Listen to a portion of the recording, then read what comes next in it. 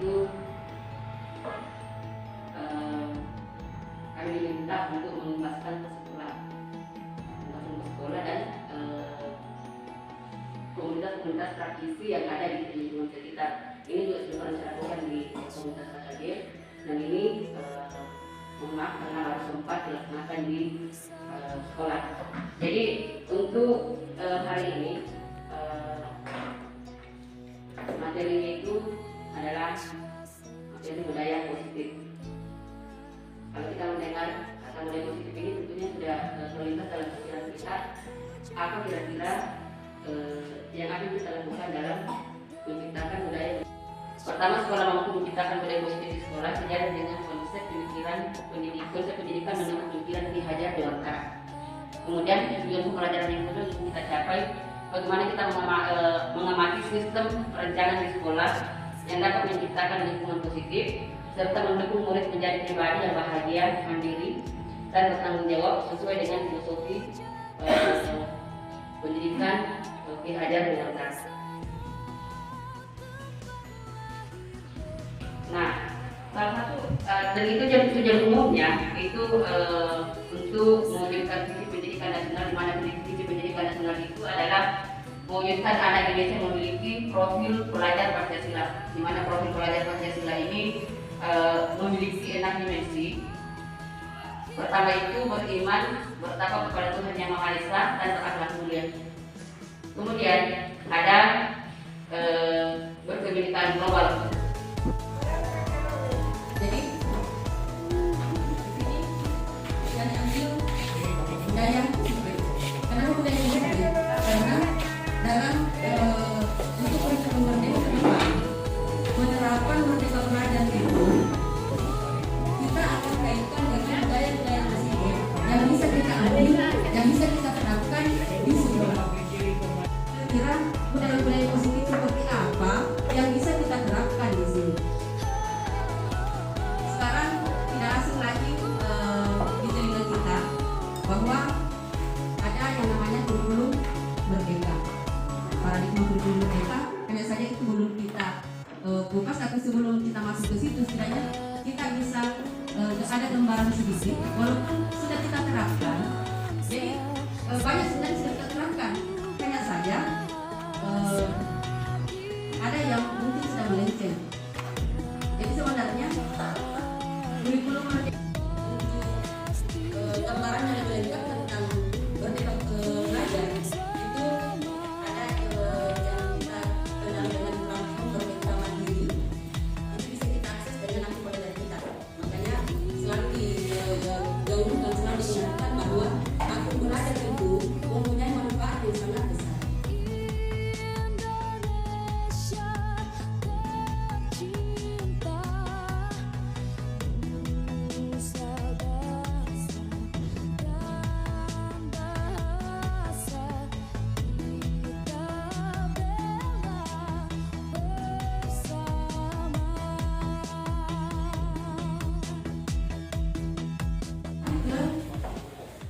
Budaya-budaya positif yang dulu diajarkan oleh pakar-pakar pendidikan kita, khususnya dalam hal ini adalah Bapak Hajar Dewantara.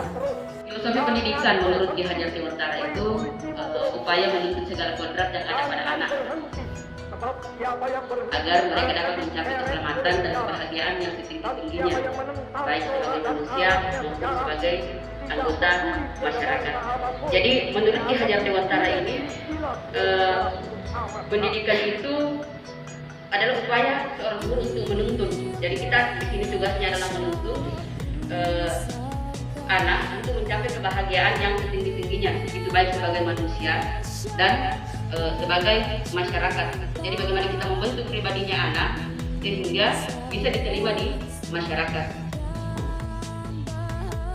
Dalam proses menuntun ada diberi kebebasan, namun pendidik sebagai pamong dalam memberi tuntunan dan arahan agar anak tidak kehilangan arah dan membahayakan dirinya.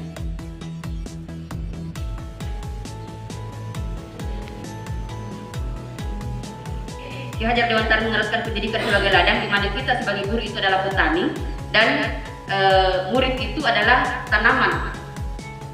Itu diibaratkan seperti itu. Jadi kenapa diibaratkan seperti itu? Kita ibaratkan sebagai petani karena proses tumbuhnya tanaman itu, bagaimana pertumbuhan tanaman itu tergantung bagaimana kita seorang petani memperlakukan dia. Ketika seorang petani menanam jagung, tidak mungkin dia akan menunggu tumbuhnya padi. Artinya apa? Anak itu sudah dibekali memang bakat lahiriah. Anak itu sudah ada bakat masing-masing, kita tinggal menebalkan bakat yang dimiliki oleh anak itu. Jadi sudah sepatutnya kita sebagai seorang pendidik, sebagai guru untuk melihat apa kira-kira kelebihan-kelebihan yang kekuatan-kekuatan yang dimiliki oleh anak didik saya. Kita tidak bisa memperlakukan semua anak itu sama, karena kemungkinan ada anak yang suka yang belajarnya itu bisa kayak sambil bermain, sambil jalan-jalan mungkin dengan cara seperti itu dia bisa memahami materinya. Karena kita tidak bisa memaksakan, kan kita ambil diri kita sendiri. Kadang ada orang yang biasa suka belajar sambil menyanyi. Tapi ada orang juga yang tidak bisa melakukan hal seperti itu. Ada sambil goyang-goyang. Jadi kita tidak bisa memperlakukan mereka semuanya sama. Itu. Kemudian bagaimana tumbuhnya tanaman itu kalau seorang petani memperlakukan tanamannya dengan baik, otomatis pertumbuhannya juga akan baik. Itulah kenapa Ki Hajar Dewantara menyibaratkan pendidikan itu sebagai pelajaran. Bagaimana kita pelajaran itu yang berpihak pada murid, di mana tujuan pembelajaran kita ini adalah bagaimana mengaktifkan murid dalam kelas, supaya kita yang harus aktif, dan bagaimana pembelajaran yang kita lakukan ini betul-betul untuk memenuhi kebutuhan murid. Kemudian reflektif ini ketika melakukan pembelajaran, sesekali kita melakukan refleksi terhadap apa yang sudah kita lakukan. Apakah pembelajaran yang kita lakukan itu sudah sesuai, ataukah pembelajaran yang kita lakukan masih ada yang perlu dibenahi. Kemudian mandiri, kolaboratif, dan inovatif. Jadi ini bagaimana kita bisa mandiri, bisa membangun kolaborasi dan inovatif. Kemudian peran kita itu menjadi pemimpin pembelajaran, mendorong kolaborasi dan mewujudkan kepemimpinan murid. Kemudian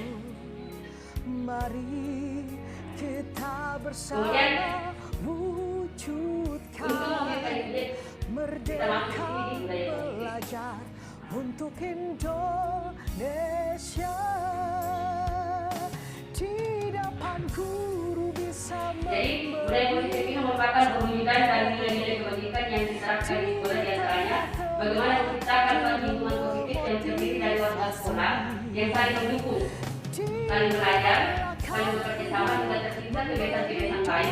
Dari kebiasaan baik akan tumbuh menjadi karakter baik bagi warga sekolah, sehingga akan menimbulkan rasa aman dan nyaman bagi seluruh warga sekolah. Jadi ini yang akan kita memahami dan kontrol, kemudian bermotivasi, berdukung dan penghargaan. Jadi di sini dari kontrol itu menyatakan bahwa semua perilaku memiliki tujuan, bahkan terhadap perilaku yang tidak baik. Jadi apapun yang dilakukan semua perilakunya anak itu, bukan hanya anak, perilaku yang dilakukan itu semuanya ada tujuan. Tapi tujuannya ini baik itu tujuan yang tidak disukai atau kemudian kemudian ada motivasi. Dalam motivasi ada 3, yaitu motivasi itu dari hubungan, ada motivasi untuk mendapatkan penghargaan, dan ada motivasi untuk menghargai diri. Tentunya kita tidak lakukan. Jadi kita lihat ya anak-anak, bagaimana teori motivasi untuk dan hubungan. Terkadang anak itu melakukan atau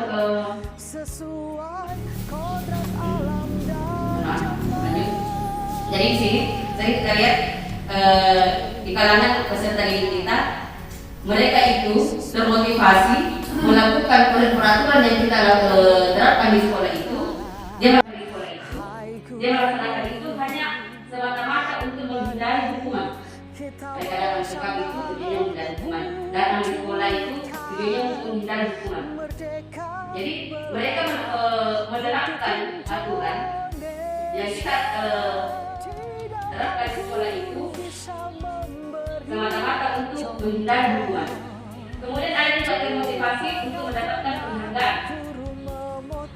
Jadi mereka datang ke sekolah, bisa jadi ada yang supaya saya diberikan jempol oleh guru, supaya saya disukai oleh teman dan melakukan sesuatu itu, termotivasi melakukan sesuatu semata-mata itu untuk mendapatkan penghargaan. Kemudian ada juga termotivasi untuk menghargai diri. Nah ini yang paling diinginkan terjadi. Karena apa?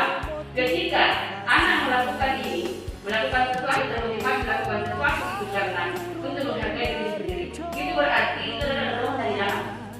Sementara yang di atas ini merupakan dorongan eksternal, dorongan dari luar. Ini dorongan dari dalam. Artinya dia melakukan segala sesuatunya itu dengan kesadaran penuh, bukan karena siapa, bukan karena dia mungkin suka gurunya, mungkin dia suka temannya, tapi semata-mata untuk menghargai diri sendiri. Kemudian hukuman dan penghargaan. Al-Bihon mengungkapkan baik penghargaan maupun hukuman adalah cara untuk mengontrol perilaku seseorang yang menghancurkan potensi untuk pembelajaran yang sesungguhnya. Ternyata hukuman dan penghargaan itu, seperti hukuman dan penghargaan ini, masih berpotensi itu menghancurkan potensi pembelajaran yang sesungguhnya. Kenapa? Kalau terlalu sering kita memberikan motivasi anak dengan penghargaan yang terus-menerus, nantinya anak akan ketergantungan. Jadi ada banyak hal yang bisa ditimbulkan dengan itu. Misalnya, ini satu contoh. Karena ini anak selalu melakukan sesuatu karena ingin mendapat penghargaan, selalu ingin juara.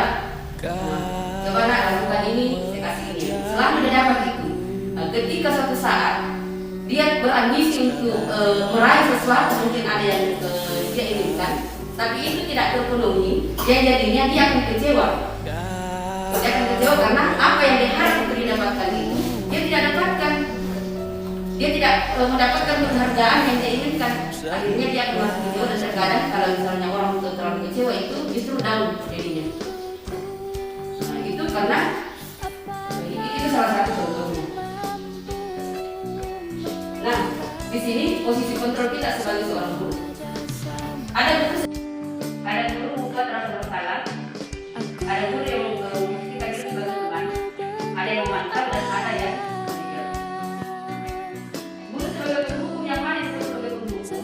Ketika dia memberikan hukuman kepada anak itu dari tidak disadari oleh anak itu. Artinya si anak tidak hukuman yang diberikan itu menimbulkan efek yang negatif kepada anak. Misalnya anak itu akan merasa malu, fisiknya akan terganggu, kemudian membuat rasa bersalah.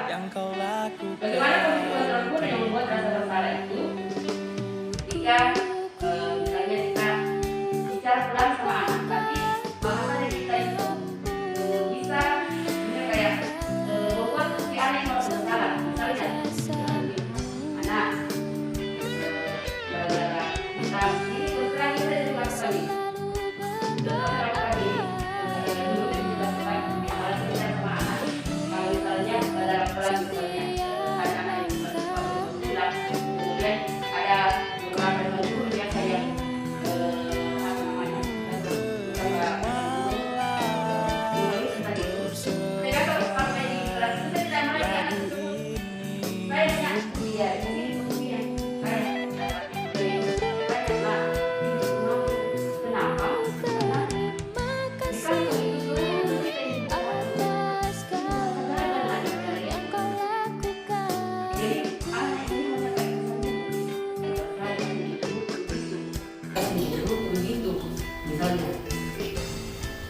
ini dulu sering saya lakukan ini. Ini juga teman. Jadi posisi kontrol guru sebagai teman, memantau dan manajer. Yang diharapkan di sini adalah bagaimana kita guru menjadi manajer. Ini yang paling diharapkan. Kenapa? apa? Ketika kita menjadi manajer bagi murid, kita tinggal mengarahkan murid untuk mencapai apa yang dia inginkan. Dan juga kita perlu menyadari kebutuhan dasar manusia. Kebutuhan dasar manusia itu ada bertanggung itu, ada kasih sayang dan rasa terima kasih, ada kebebasan, ada kesenangan, ada jadi bertahan hidup ini merupakan kebutuhan dasar yang kita miliki semua. Jadi kita perlu menanggung dan semua anak itu membutuhkan kasih sayang dan rasa terima kasih. Jadi itu kita memberikan perhatian kita kepada anak dan memberikan karena ini masih kali ketika kita melakukan sesuatu kebaikan, kita melakukan sesuatu kepada orang, mungkin melakukan kebaikan sama orang, tentunya kita merasa senang kalau ada ucapan terima kasih. Nah, kemudian kebebasan, kesenangan dan kesenangan. Kemudian ini juga ada segregasi fungsi. Di mana segregasi fungsi ini merupakan strategi yang digunakan untuk menyelesaikan kasus, misalnya kasus yang dilakukan kasus yang terjadi di sekolah. Nah, segregasi fungsi ini upaya menciptakan kondisi bagi murid untuk memperbaiki kesalahannya sehingga mereka bisa kembali pada kelompok mereka dengan karakter yang dibuat. Jadi di sini kita tidak hanya kalau misalnya siswa ada murid melakukan kesalahan, kita tidak menyalahkan mereka, justru mereka yang akan menyadari kesalahannya sendiri dan mereka akan mencari solusi bagaimana menyelesaikan bagaimana mencari solusi dari kesalahan yang dia perbuat itu. Bukan kita yang memberikan solusi, bukan kita yang menjudge bahwa dia salah. Jadi kita hanya menggiring bagaimana kira-kira perasaannya seperti itu, kenapa dia melakukan seperti itu, apa yang harusnya dilakukan supaya kesalahan-kesalahan itu tidak terulang lagi. Bagaimana dia memperbaiki kesalahan-kesalahan itu. Nah, salah satu upaya yang bisa kita lakukan untuk mewujudkan budaya positif baik di sekolah maupun di kelas. Jadi di sini kita membentuk keyakinan kelas. Ini untuk di lingkup kelas, misalnya membentuk keyakinan kelas. Mengapa keyakinan kelas? Mengapa tidak peraturan saja? Coba kita baca ini. Kira-kira mengapa kita memiliki peraturan tentang penggunaan helm pada saat mengendarai kendaraan roda? Kenapa kita harus menggunakan helm? Apa kira-kira alasan tak? Kenapa kita harus menggunakan helm pada saat mengendarai sepeda roda dua? Untuk menghindari kondisi tidak diinginkan.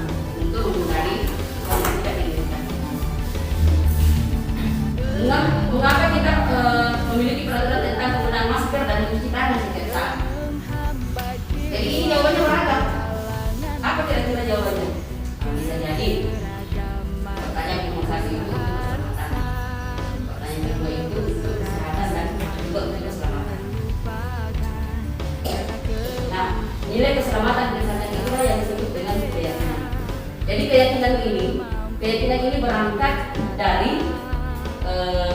peraturan yang kita buat. Jadi tentunya peraturan atau kesepakatan kelas yang kita buat itu, yang kita lakukan itu pasti ada tujuannya. Contohnya tadi yang misalnya kita menerapkan peraturan di sekolah penggunaan masker, misalnya seperti itu, penggunaan masker. Jadi keyakinannya itu adalah itu tadi untuk kesehatan dan juga untuk keselamatan. Jadi keyakinan ini berangkat dari peraturan atau kesepakatan yang kita buat. Jadi keyakinan itu nilai-nilai kebanyakan universal yang disepakati secara tersirat dan tersurat, lepas dari latar belakang suku, negara, bahasa maupun agama. Nah, seorang akan lebih tergerak dan bersemangat untuk menjalankan keyakinannya daripada hanya sekedar mengikuti serangkaian peraturan tertulis tanpa makna. Jadi ketika kita membuat peraturan, kita tanamkan sama anak, kira-kira tujuan kita menerapkan peraturan ini. Jadi kalau misalnya datang tepat waktu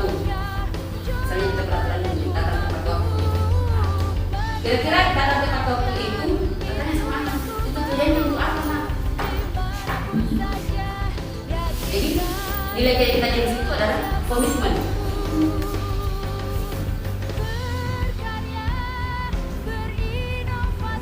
Nah, dalam keyakinan apa menurut keyakinan kelas itu, jadi keyakinan kelas itu bersifat abstrak daripada peraturan yang memiliki dia. Kalau keyakinan itu lebih abstrak. Kemudian keyakinan kelas itu berupa pernyataan yang asal. Pernyataan keyakinan kelas senantiasa dibuat dalam bentuk positif. Keyakinan kelas hendaknya tidak terlalu banyak sehingga mudah diingat dan dipahami oleh semua warga kelas. Keyakinan kelas sebaiknya sesuatu yang dapat diterapkan di lingkungan tersebut dan semua warga kelas hendaknya ikut berkontribusi dalam pembuatan keyakinan kelas lewat kegiatan surat pendapat dan bersedia meninjau kembali keyakinan kelas dari bawah ke bawah. Jadi pada dasarnya keyakinan kelas ini sudah kita lakukan. Semuanya sudah kita lakukan di sekolah. Nah, ini salah satu contoh keyakinan kelas misalnya di kelas 1 misalnya. Setiap anggota kelas perlu belajar.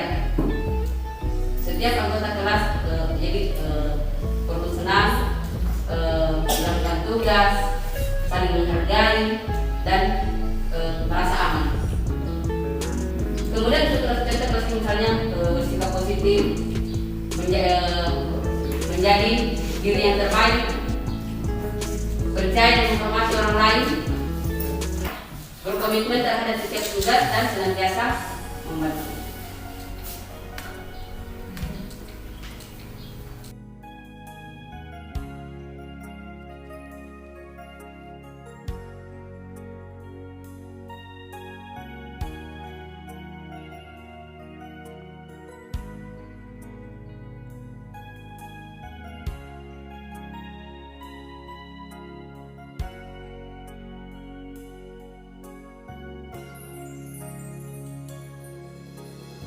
Ada yang suka matematika IPA, ada yang cinta ilmu sosial, ada yang berminat ilmu sastra, ada yang berbakat seni atau yang saya lakukan walaupun ini belum maksimal, tapi yang saya lakukan di anak-anaknya ini video saya ambil yang diam.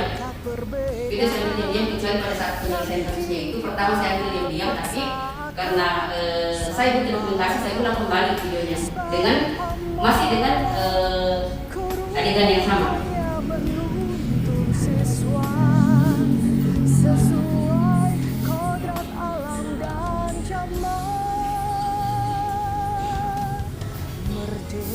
Merdekakah, hai siswa,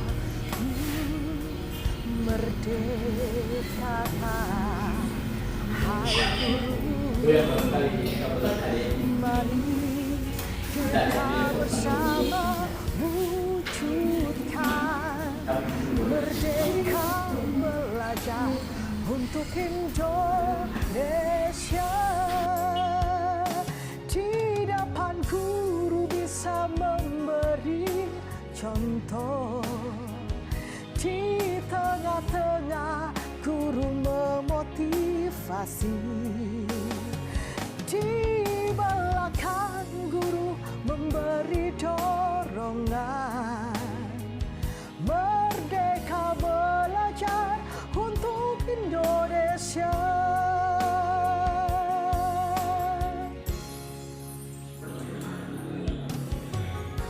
Semua siswa mempunyai karakteristik masing-masing. Semua siswa mempunyai bakat dan minat yang berbeda. Jangan coba paksakan untuk sama. Jangan coba paksakan untuk suka. Kita hanya sebagai pamong. Mari merdeka belajar. Semua siswa punya minat dan bakat berbeda. Tak mungkin kita paksakan sama. Sebagai pamong, guru hanya menuntun siswa sesuai kodrat alam dan zaman. Merdekakah hai siswa, merdekakah hai guru.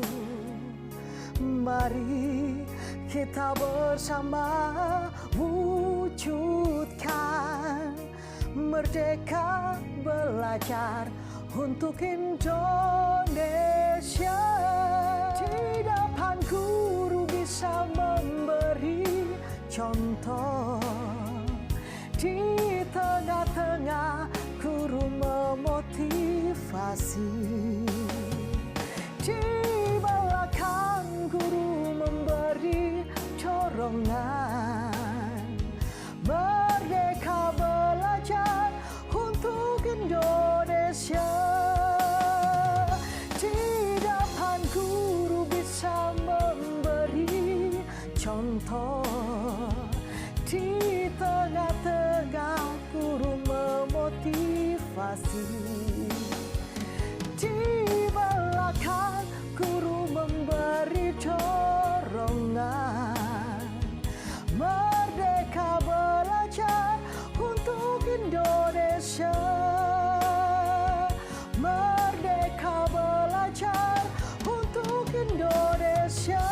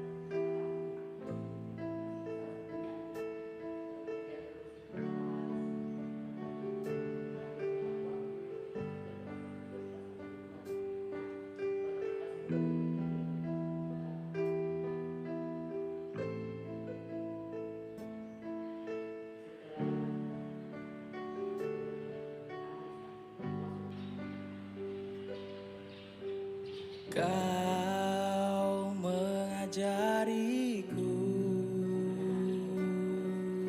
segala yang tidak ku tahu. Kau membimbingku dengan seikhlas dirimu.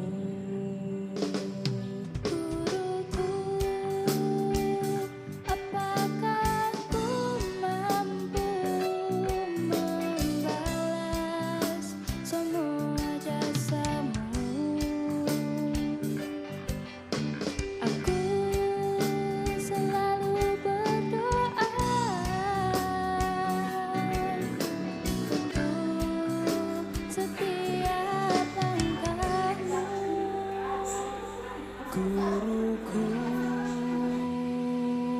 terimalah persembahan lagu ini untukmu. Guruku, terima kasih atas segala yang kau lakukan untukku.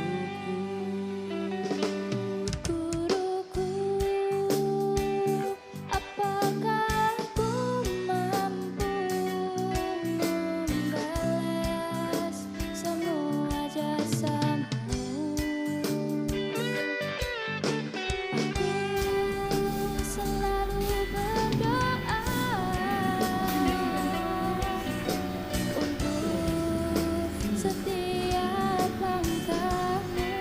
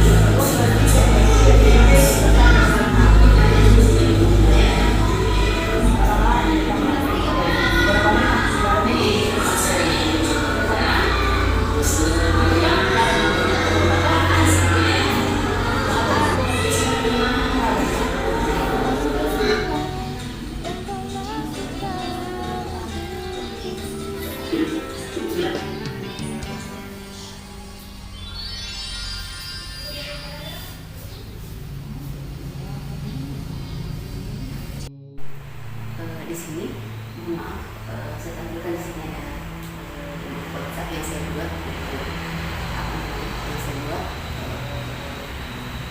khusus untuk siswa kelas 5. Ini tergabung orang tua siswa juga. Jadi pada kelas ini saya berkomunikasi dengan orang tua siswa, bahkan di kita tidak anak-anak kelas itu sering setting dengan begini supaya orang tuanya bisa melihat, oh ini yang dilakukan anak-anak saya di sekolah. Kemudian di sini waktu hari Minggu kemarin saya kaget dengan tiba-tiba ada orang yang bertanya pulang anak sekolah, padahal pada saat itu karena dulu orang langsung sekolah, tidak tahu ternyata mereka itu inisiatif datang ke sekolah itu katanya mau menghias kelasnya dan menghias kelas. Masih kaget, saya telepon orang tuanya katanya mau ke sekolah. Akhirnya waktu itu saya satu ke rumah Pak Andri, ketika itu kan Pak sekarang berkunci, saya kesini cek, ternyata memang betul anak-anak di sini mereka membuat tirai. Jadi karena sebelumnya mereka memang sempat bertanya sama saya, boleh kan hias kelas, tapi itu kan kelas saya itu kan masih dalam progres penyucitan. Namun pada saat itu karena saya tidak mau membunuh atau mematikan kreativitas anak-anak, saya izinkan mereka. Saya silakan di kalau mau bias kelas bias saja ya, tapi yang jendela saja ditirai karena di sini ada beberapa yang masih digunakan yang dicat, sehingga saya memberikan izin mereka untuk menangani menghias jendela. Saya datang ternyata mereka di sini itu bukan karena perintah dari saya, tapi itu adalah inisiatif dari mereka. Jadi pada saat itu saya datang ke sini minta untuk bicara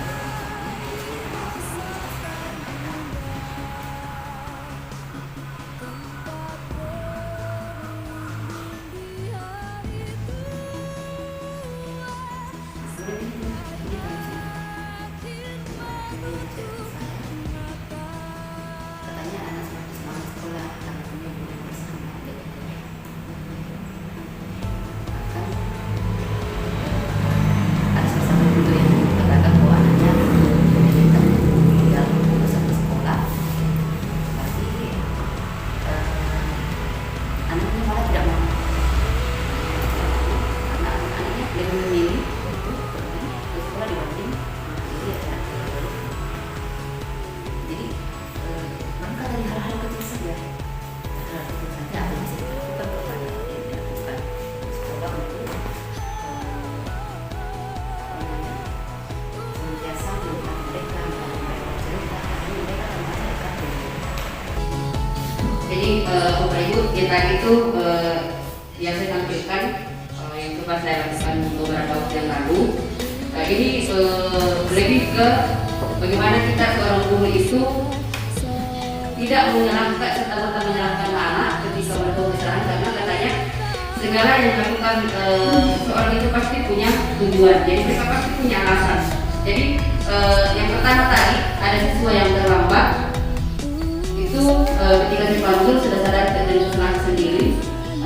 Alasannya katanya dia kakinya sakit habis olahraga, kan dia orang Selasa dia hari Selasa ya kan dia kakinya sakit, jadi dia terlambat. Awalnya saya pikir mungkin dia lambat bangun. Kemudian yang kedua ada kasus yang anak-anak yang ada yang bolos karena temannya teriak katanya pulang, jadi dia pulang. Ketika saya tanya kenapa kita pulang, nah teman bilang pulang, harusnya kita bagaimana? Apakah sudah benar kita lakukan? Dia sendiri jawab bilang salah kamu. Harusnya bagaimana nak? Bertanya ke sama guru. Tapi jelas dia sendiri punya solusi. Harusnya bertanya ke sama guru. Jadi mungkin itu saja Bapak Ibu yang jangan berhenti, sebab siapa yang berhenti akan diseret oleh sejarah. Di sini Dan siapa yang menentang Torah dan syaratnya sejarah, apa yang ada tiada bangsa apapun yang akan disilat oleh sejarah itu sama benar.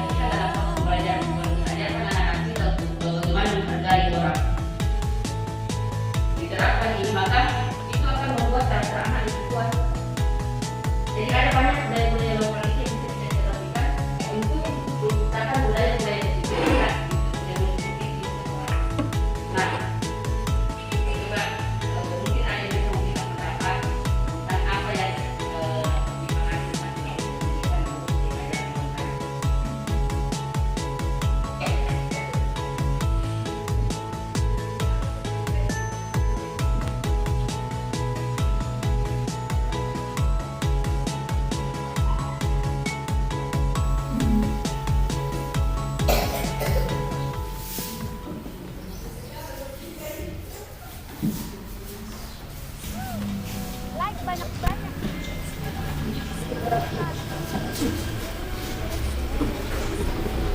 Ya mungkin saya seni. Ya terkait dari apa yang barusan dijelaskan oleh Ibu Sneni, terkait dari filosofi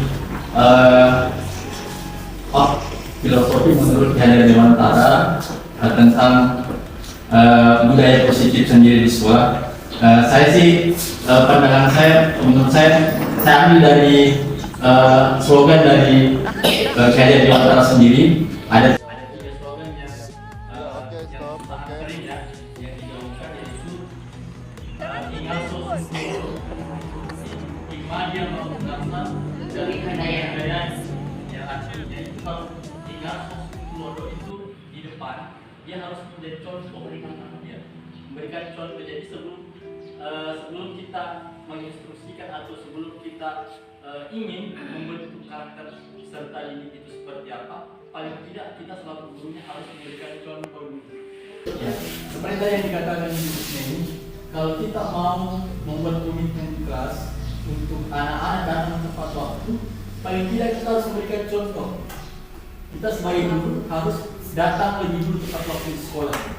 Sebagai contoh, teladan. Jangan kita memaksa, jangan kita memberikan peraturan kepada peserta didik untuk datang tepat waktu, tetapi kita sendiri tidak memberikan contoh untuk budaya datang tepat waktu di sekolah. Itu yang pertama. Yang kedua, imadia mamungkarsa. Artinya dia sebagai guru, dia mampu menjadi pendorong, ya.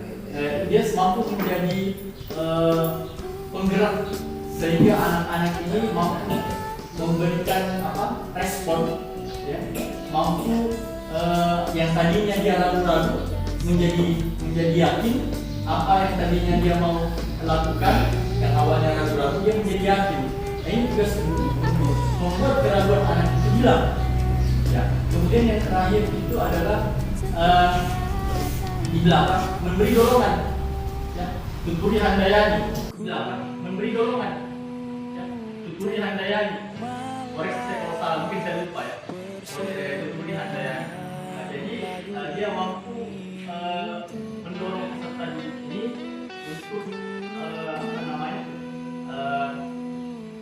bahasa yang pas kalimat ini. Dia mampu memberikan stimulus kepada peserta didik mampu dan berani tampil, ya. Berani tampil di depan teman-teman, yang tadi di depan kawan-kawan, yang itu di depan masyarakat, ya. Seperti itu. Dan terkait dari budaya positif yang mungkin perlu ya, mulai kita sendiri perlu lakukan. Saya sangat setuju ya, karena seringkali tadi itu punya anak-anak ini ketika dia melihat orang tua mengatakan adik dan sendiri merupakan budaya lokal yang perlu kita jaga, ya. Karena yang tadi adik. Jadi kalau bisa hal-hal seperti ini yang luput, yang mungkin benar-benar kecil, tapi hal-hal yang kecil seperti ini yang harusnya kita jadikan kebiasaan. Kalau bisa kita selipkan dalam sebuah lagu, kan kita pakai lagu, ya. Kalau lewat di depan bilang tadi, kalau mau bilang iya bilang iye, ya. Kemudian kita aransemen lagu yang kira-kira liriknya pas untuk membuat lagu yang anak-anak bisa ingat, ya. Nah, kita berpadu padankan dengan konsep pelajaran Pancasila. Ya, itu dari saya. Dan Terima kasih. Mungkin masih ada yang lain.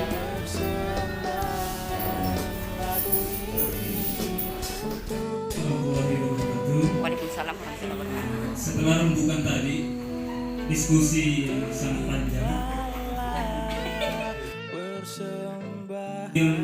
budaya lokal yaitu 3 kata dari yang biasa digaungkan oleh suku Bugis, atau budaya luhur, yaitu Sipakatau, Sipakainga, dan Sipakalebih.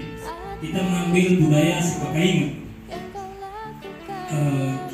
yaitu saling mengingatkan, di mana siswa selalu diingatkan untuk satu contoh menggunakan bahasa Indonesia yang baik dan benar. Karena rata-rata kalau di sini atau sebagai contoh tempat saya mengajar, siswa itu dalam lingkungan sekolah kadang menggunakan bahasa Bugis atau bahasa daerahnya masing-masing. Apalagi kalau kita tahu bahwa dalam 7 jam, dalam satu hari ada 24 jam. Terima kasih. Mungkin masih ada dari yang lain.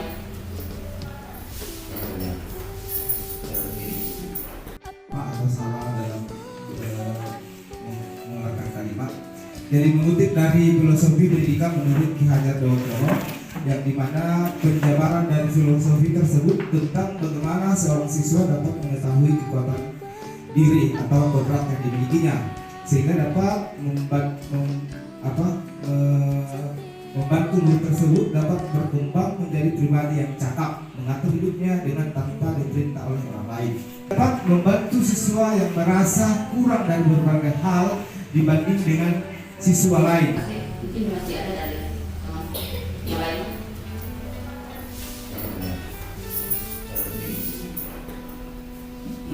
Jadi silakan Pak. Terima kasih, saya mengumpulkan apa yang disampaikan Pak Ruli tadi. Kira saya setuju sekali dengan apa yang disampaikan bahwa moto pendidikan tadi yang 3 itu harus ditemui dengan satu yang reali. Jadi dari 3 moto pendidikan itu kan tujuannya untuk anak-anak didik. Ya, terkait dengan filosofi yang disampaikan oleh Pak Kadek Kiai Hajar Dewantara, bahwa anak-anak didik itu diibaratkan sebuah model jalan yang ditanam. Ya, terlepas dari semua itu, saya kira menurut kesimpulan saya bahwa pendidikan itu bertujuan untuk memanusiakan manusia.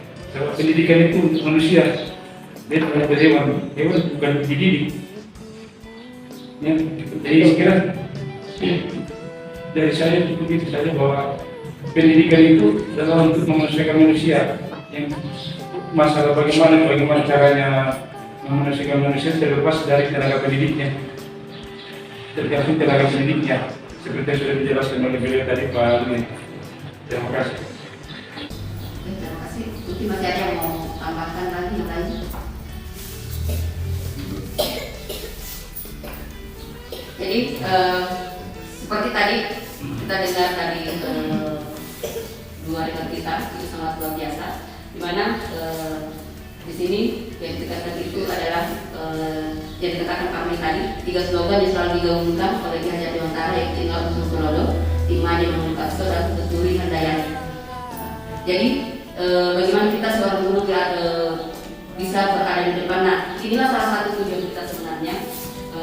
Mumpung kita semua ada di sini, jadi kita perlu membuat membuat komitmen bersama, ya. Jadi komitmen untuk diri sendiri pertama, kemudian kita buat komitmen bersama. Bagaimana kita bisa mengupayakan supaya budaya-budaya positif ini bisa kita terapkan di sekolah.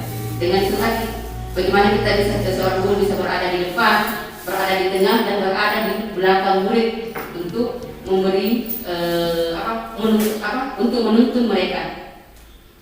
Seperti dikatakan Pak Hadri, di mana anak-anak didik kita itu biasa diibaratkan sebagai bulir-bulir jagung yang kita tanam. Jadi proses tumbuhnya jagung itu, hasil pertumbuhan daripada jagung itu tergantung bagaimana kita memperlakukan. Mungkin kita bisa memperbaiki struktur tanahnya, mungkin bisa kita memberikan pupuk, tapi kita tidak bisa mengubah jagung itu menjadi tanaman lain. Jadi di sini mungkin kita bisa membuat suatu komitmen bersama, apa yang harus kita lakukan supaya budaya-budaya yang sebenarnya yang sudah sering kita lakukan ini bisa lebih dibuatkan lagi. Jadi tadi kayak katakan Pak Udi, kayak dia ketika kita ini sama murid bagaimana kita mengajarkan anak itu kan budaya-budaya lokal. Jadi ada juga yang sering kita dengar itu, khususnya kita di sini di Tanah Lumbu itu sering kita si pakar tahu, si pakar ingat, si pakar lebih. Bagaimana kita memanusiakan manusia, bagaimana kita saling mengingatkan, dan bagaimana kita saling menghargai. Itu sebenarnya bisa kita terapkan kita integrasikan dalam pembelajaran kita sehingga anak-anak kita itu bisa lebih menghargai dirinya dan juga menghargai orang lain. Oke Pak, silakan.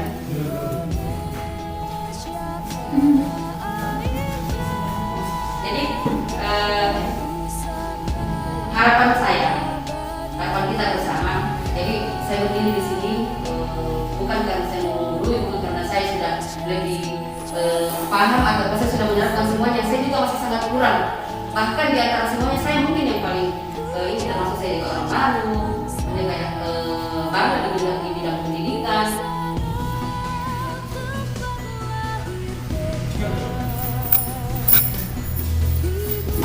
Baru di bidang pendidikan, di sini kita lebih banyak yang lebih senior.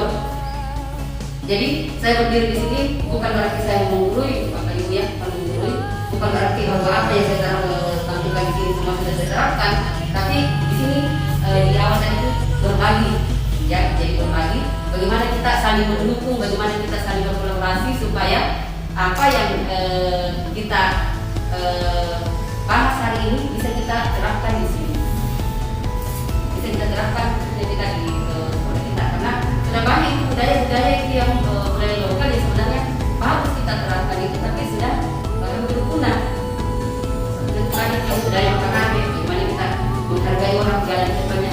Jadi kalau kita budaya makanan ini khas sekali dari Tanah Lumbu, bukan hanya Lumbu, mungkin Sulawesi Selatan, Sulawesi mungkin yang budaya makanan ini khas sekali. Tanpa orang bicara, nggak perlu kita bicara permisi, tapi dengan gerakan saja, dengan jalan itu orang sudah tahu bahwa dia meminta permisi.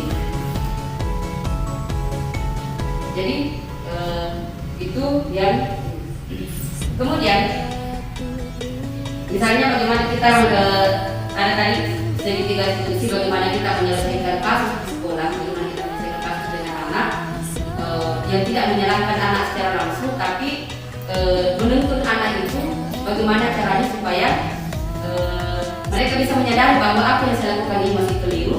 Mereka bisa menyadari bahwa harusnya saya tidak melakukan ini, dan mereka bisa mencari solusi sendiri bagaimana dia memperbaiki kesalahan-kesalahan itu. Jadi bisa saya sampaikan pada kesempatan ini sekali lagi ucapkan terima kasih atas kesempatan yang diberikan partisipasi kita semua. Saya lakukan bahwa di samping ini untuk melengkapi salah satu tugas kami juga bagaimana kita saling mengisi, saling berbagi, karena sebenarnya budaya-budaya positif ini semuanya sudah kita jalankan, sebenarnya sudah kita ketahui. Jadi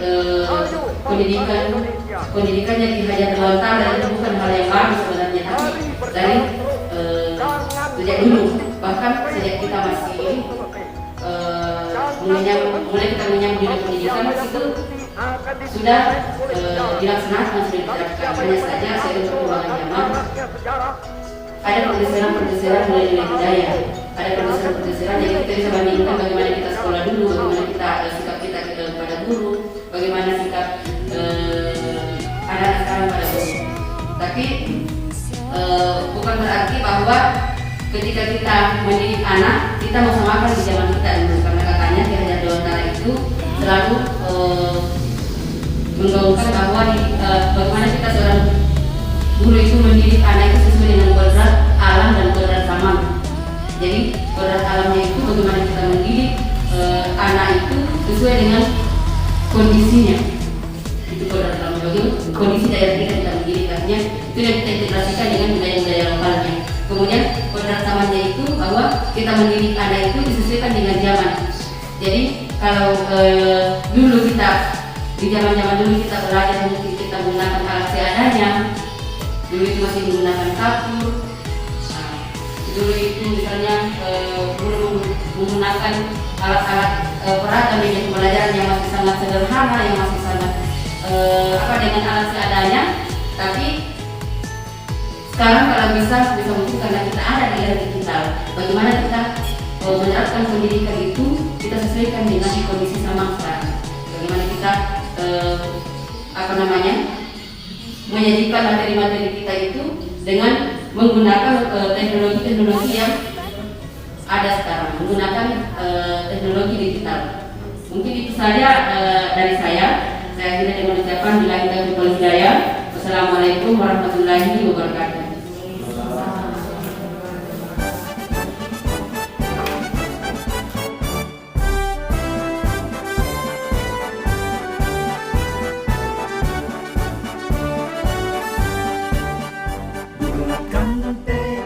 Kuatkan hati, negeri ini memanggilmu kawan. Belajar bergerak berbagi untuk negeri, guru penggerak majukan pendidikan. Guru penggerak menghamba pada murid, kreatif rancang pembelajaran. Hargai potensi, tingkatkan prestasi, lahirkan profil pelajar Pancasila. Belajar bergerak berbagi untuk negeri, kita menjalin kolaborasi. Belajar bergerak berbagi untuk negeri, demi bakti pada Ibu Pertiwi.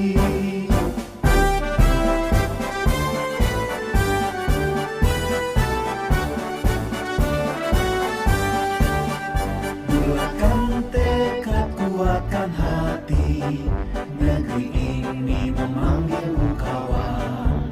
Belajar bergerak berbagi untuk negeri, guru penggerak majukan pendidikan. Guru penggerak menghamba pada murid, kreatif rancang pembelajaran. Hargai potensi, tingkatkan prestasi, lahirkan profil pelajar Pancasila.